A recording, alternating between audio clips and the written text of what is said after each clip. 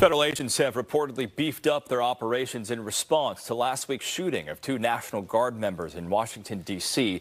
The San Francisco chapter of the Council on American Islamic Relations, also known as CAIR, says more than a dozen Afghan immigrants were taken into custody by ICE this week in Northern California. KTVU's Zach Sauce spoke with members of the Bay Area's Afghan community and joins us live from the newsroom. Zach? And Greg, the concern right now, there could be more detainments. CAIR says they believe the community is being targeted by the Trump administration, again, in part because of last week's attack by an Afghan national on two National Guardsmen in Washington, D.C. We're hearing from a lot of people who are afraid. Afraid after immigrant rights attorney Zahra Balloo says more than a dozen Afghan immigrants were detained in Northern California by ICE this week, including in San Jose. In each of these instances, the individuals were instructed to report to ICE. It was a scheduled meeting, but it was unusual because it was a short notice scheduling.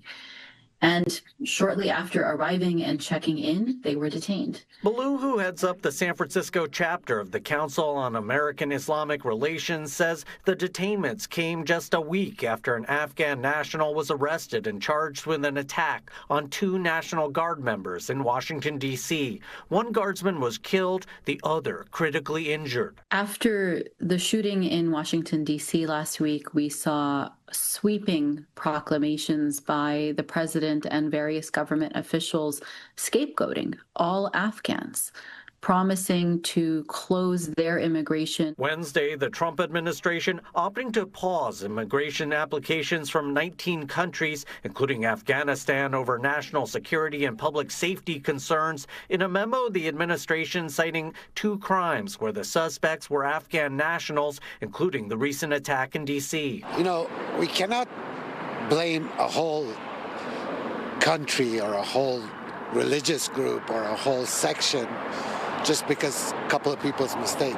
Hamid Casey Rosti, who immigrated to the U.S. from Afghanistan more than 30 years ago, owns a hookah lounge and clothing store in Fremont. He says his thoughts are with the guardsmen's families. One of the National Guards that lost their life, it's sad.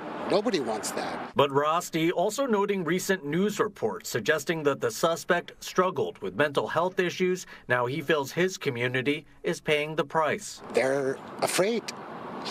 You know, they're afraid. They don't know what's going to happen. So we're Americans. We're not outsiders. America is built by people like us. And we did reach out to ICE to confirm any ongoing operations targeting Afghan immigrants. We've yet to hear back. CAIR says anyone contacted by ICE should seek out help from their nonprofit or an attorney. Live in the newsroom, Zach Sauce, KTVU, Fox 2 News.